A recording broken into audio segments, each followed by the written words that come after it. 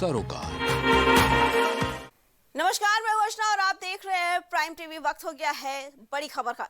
सैफ अली खान पर हमले से लेकर डिस्चार्ज होने तक पूरे देश भर में बस उसी की चर्चा रही। फिलहाल सैफ अली खान डिस्चार्ज होकर अपने घर पहुंच चुके हैं, लेकिन उसके बाद भी सैफ के लिए मुश्किलें थमने का नाम नहीं ले रही हैं। दरअसल पहले पटौदी परिवार को एमपी कोर्ट से झटका लगा, उसके बाद सैफ की फिटनेस को लेकर भी कई राजनेता सवाल खड़ा कर रहे हैं। देखिए इस पर हमारी खास रिपोर्ट। सैफ पर हुए हमले के मामले को लेकर बहुत सारे कयास लगाए जा रहे हैं। फिलहाल एक बार पूरा मामला शुरुआत से जानते हैं। 16 जनवरी सैफ अली खान पर चाकू से किया गया हमला। 16 जनवरी रीढ़ की हड्डी में फंसा चाकू का टुकड़ा निकाला गया। 17 जनवरी ऑपरेशन के बाद सैफ आईसीयू से स्पेशल रूम में शिफ्ट। 18 जनवरी पुलिस ने छत्तीसगढ़ से एक संदिग्ध को अरेस्ट किया। 19 जनवरी पुलिस ने एक आरोपी को गिरफ्तार किया। 21 जनवरी तड़के आरोपी के साथ सैफ के घर क्राइम सीन रिक्रिएट। 21 जनवरी दोपहर में सैफ को अस्पताल से किया गया डिस्चार्ज। मामले की सच्चाई क्या है ये तो बाद में पता चलेगी, लेकिन इस बीच मुंबई में राजनेता इस मामले पर आपस में लड़ते हुए दिखाई दे रहे हैं। मेरे मन में और मेरी तरह मुंबई के तमाम नागरिकों के मन में कुछ निर्दोष प्रश्न हैं। उन प्रश्नों को मैंने उपस्थित किया है। जब उन पर हमला हुआ तभी बताया गया था डॉक्टरों की तरफ से कि उनके पीठ में 2.5 इंच का चाकू घुस गया था। डॉक्टरों ने यह भी बताया कि 6 घंटे तक ऑपरेशन चला और उसके बाद ऑटो वाले ने बताया कि लहूलुहान अवस्था में ये स्ट्रेचर पर टांग करके पहुंचाए गए थे हॉस्पिटल में। उसके बाद वो इलाज इतना बढ़िया था, या मैं कह सकता हूं कि मेडिकल सेक्टर इतना तरक्की कर गया है कि 4 दिन बाद मैं देखता हूं कि सैफ अली खान साहब एकदम उछलते कूदते अपने घर लौट आते हैं। तो मेरे मन में कुछ सवाल उठा कि क्या सैफ फिजिकली इतने फिट है, उसकी वजह से रिकवर किए इतना फास्ट? वो जिम जाते हैं, इसकी वजह से रिकवर किए फास्ट, या कोई और कारण है? अब बताया जाना चाहिए कि जो हमला था वो कितना घातक था। सचमुच जो हमलावर था, वो जो भी था, उसने आखिर इनके ऊपर किस प्रकार का हमला किया, कितना हमला किया, वो कितनी बुरी तरह से घायल थे या जख्मी थे, इस बात का खुलासा होना चाहिए। और इसके लिए मुझे लगता है कि परिवार को सामने आके बताना चाहिए, क्योंकि पूरे मुंबई में इस घटना के बाद इस प्रकार से वातावरण बनाया गया कि मुंबई की कानून और व्यवस्था खत्म हो चुकी है। गृह मंत्री और गृह मंत्रालय फेल हो चुके हैं, महाराष्ट्र सरकार बर्बाद हो चुकी है। अब मुंबई में हर आदमी असुरक्षित है। की हड्डी में 3 इंच तक घुस गया था, ये सवाल उठाया संजय निरुपम ने, क्या कहना चाहिए? संजय निरुपम का बयान बहुत ही हास्यास्पद है। हमें लगता है कि संजय निरुपम के दिमाग को इलाज की आवश्यकता है। लीलावती में अच्छे डॉक्टर हैं, उन्होंने सैफ अली खान को कैसे ठीक किया, सैफ अली खान 5 दिन में कैसे चलने लगे, कैसे दौड़ने लगे।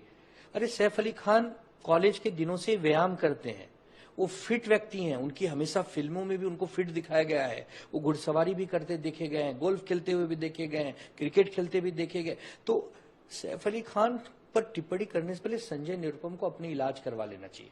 हम तो उनसे कहेंगे कि आप लीलावती में भर्ती हो जाओ, आपके इलाज का जो भी खर्चा है हम चंदा मांग के इकट्ठा करेंगे और उस चंदे के पैसे से आपके इलाज करवाएंगे आपके दिमाग की, ताकि आप ये सब प्रश्न चिन्ह डॉक्टरों पे न लगाएं। ये तो वैज्ञानिक जैसे बात कर रहे हैं। इसके अलावा अपने विवादित बयानों के लिए सुर्खियों में रहने वाले बीजेपी नेता नितेश राणे ने भी सैफ पर हमले के इस प्रकरण को एक्टिंग बताया है। उन्होंने कहा कि पहले बांग्लादेशी देश में घुसे और अब घरों में घुसने लगे हैं। शायद वो सैफ को बांग्लादेश ले जाने आया था। अच्छा होता अगर कचरा साफ हो जाता। वहीं राणे ने सुशांत सिंह राजपूत की मौत का जिक्र करते हुए कहा कि जब एक हिंदू एक्टर की मौत हुई थी तो किसी के मुंह से जुबान नहीं निकली थी। बघा त्या बांगलादेश पहिले काय करतात त्या मुंबईमध्ये, त्या सैफ अली खानच्या घरात घुसले, म्हणजे नालायक बघा किती आहेत। पहिलं फक्त नाक्यावर उभं राहायचे, आता घरात घुसायला लागलेले आहे। कदाचित त्याला घेऊन जायला आले असतील, हे घाणी लेकी जो आम्हाला सांगायला तो एवढा तो असा बाहेरून चालत होता, मलाच संशय राहिला काय घरात चाकू मारला की ह्यांनी कुठेतरी असंच ऍक्टिंग करून बाहेर निघाला, असं टुन करून असतंय ते। पण आजूबाजूला बघा, जेव्हा कुठल्या खानवर त्रास होतो, कुठला शाहरुख खान असेल, सैफ अली खान असेल, बघा सगळे कसे टिव करायला लागतात। पण कुठल्या हिंदू कलाकारावर, कुठल्या त्या सुशांत सिंह राजपूतवर काय झालं, तो तुझ्या मुंबराच्या जितो नाही आला बिळाच्या बाहेर. ही तुमच्या बारामतीची ताई नाही आली तेव्हा बाहेर. हाँ बराबर. म्हणजे सैफ अली खान के घर के अंदर हुई मतलब राज्य की कानून व्यवस्था बिगड़ी हुई. अच्छा है, अच्छी सोच है. अरे ये तो चोरी का प्रकार अभी कल बाहर आएगा नहीं और मालूम पड़ेगा. महाविकास आघाड़ी के टाइम पे तो सुशांत सिंह राजपूत जैसे लोगों को मार डाला जाता था. उसमें मंत्रियों का नाम आता था, सीएम के सोकॉल्ड बेटे का नाम आता था, तभी कोई बोलता नहीं था. आज जैसे मैंने एक किसी ताई को फोन करके रोते हुए देखा, कभी सुशांत सिंह राजपूत जैसे आदमी के लिए रोते हुए हमारे सुप्रिया ताई को सुना नहीं था हमने. फिर इनको आर्यन खान की चिंता है, सैफ अली खान की चिंता है, सुशांत सिंह राजपूत की चिंता नहीं थी क्या? क्यों वो हिंदू था इसलिए? मुंबई में सैफ पर हुए हमले की गूंज देश भर में सुनाई दे रही है और इस पर राजनीति होना भी लाजमी है. लोग मुंबई में डबल इंजन सरकार को कटघरे में खड़ा कर रहे हैं. दिल्ली में आम आदमी पार्टी के संयोजक इस मामले पर सुरक्षा को लेकर केंद्र सरकार को घेर रहे हैं. रात को घर के अंदर घुस के कोई चाकुओं से हमला कर दे तो ये वहां की राज्य सरकार और केंद्र सरकार के ऊपर बहुत बड़े प्रश्न चिन्ह खड़ा करता है. इसका मतलब दोनों सरकारें लोगों को सुरक्षा देने में नाकाम रही हैं. और बॉम्बे के अंदर ये पहला इंसिडेंट नहीं हो रहा. इसके पहले सलमान खान के यहां शूट आउट हुआ, बाबा सिद्दीकी का मर्डर कर दिया गया. बाबा सिद्दीकी तो इन्हीं के एनडीए के पार्टनर हैं. उनका मर्डर दिन दहाड़े मर्डर कर दिया गया.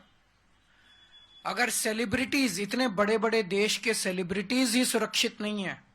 इसके अलावा कांग्रेस नेता भूपेश बघेल ने भी डबल इंजन सरकार पर सवाल उठाते हुए कहा था कि जब देश में इस तरह के प्रसिद्ध अभिनेता सुरक्षित नहीं रहेंगे तो आम जनता कहां से सुरक्षित होगी. पहली बात तो यह है कि मुंबई जैसे शहर में अब कोई सुरक्षित नहीं रहा. 11वें मंजिल में जाके रात को 2:30 बजे उसके घर कंपार्टमेंट में जाके उस पर हमला कर दे, इसका मतलब है कि मुंबई अब आम लोगों के लिए सुरक्षित नहीं रहा. अभिनेता जो है वो सुरक्षित नहीं तो दूसरे लोग कहां सुरक्षित रहेंगे. ये डबल इंजन की सरकार में अब कोई सुरक्षित नहीं है, इस बात को समझ लीजिए. छत्तीसगढ़ में पत्रकार सुरक्षित नहीं है, वहां अभिनेता सुरक्षित नहीं है. बाबा सिद्दीकी की भी गोली. सैफ पर हुए हमले से पटौदी परिवार अभी उबर नहीं पाया था कि एमपी कोर्ट ने उन्हें एक और झटका दे दिया. बता दें कि पटौदी परिवार की एमपी में 15,000 करोड़ रुपए की पैतृक संपत्ति है, जिस पर शत्रु संपत्ति मामले में अब तक रोक लगी हुई थी. लेकिन अब मध्य प्रदेश उच्च न्यायालय ने इस संपत्ति पर लगी रोक हटा ली है, जिससे सरकार के अधिग्रहण का रास्ता साफ हो गया है. अपील की अवधि भी 13 जनवरी को समाप्त हो गई थी, जिसके बाद अब सरकार नवाब मंसूर अली खान पटौदी और उनके परिवार की भोपाल स्थित संपत्ति पर कब्जा ले सकती है. आपको बता दें कि संपत्ति में 80% जमीन पहले ही बिक चुकी है. मामले में कोर्ट ने 30 दिन के अंदर पूरे पटौदी परिवार को अपीलीय प्राधिकरण के समक्ष अपनी बात रखने का आदेश दिया है. फिलहाल लगातार आ रही मुसीबतों से सैफ कब बाहर निकलते हैं और उनके ऊपर हुए हमले का सच आखिर क्या है, ये तो आने वाला वक्त ही बताएगा. Output desk, prime TV. हमारी रिपोर्ट में फिलहाल इतना ही. बाकी खबरों के लिए देखते रहे प्राइम टीवी.